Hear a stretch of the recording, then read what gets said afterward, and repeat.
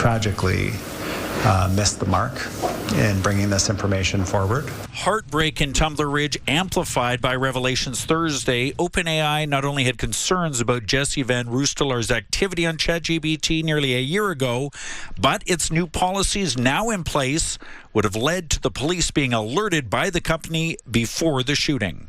Consequences of that will be borne by the people of Tumbler Ridge, the families of Tumbler Ridge, for the rest of their lives. These are not small stakes. The mass shooting dominating a somber start to question period as well.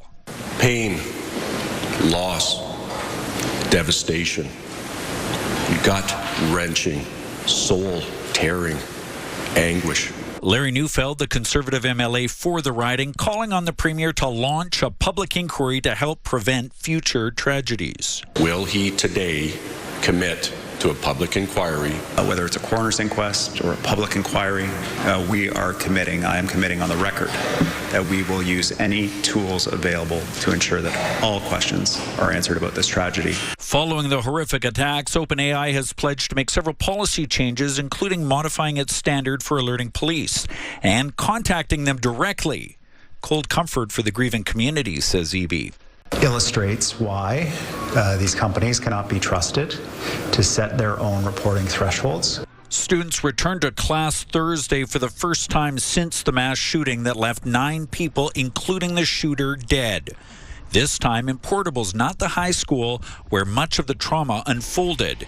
Neufeld describing the intense emotions suffered. It represents the absolute inky black depth of the center of darkness. And yet there's hope attached to it. Independent MLA Tara Armstrong criticizing the Premier for how Van Roostelar's history of mental health issues were handled, as well as the government's gender identity curriculum in schools. AI didn't immerse a 12-year-old in radical gender ideology in the classroom. He did.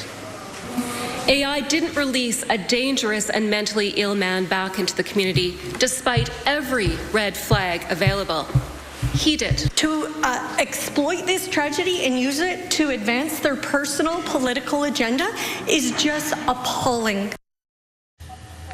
Rob joins us now live from Victoria. And Rob, when would an inquiry or inquest take place?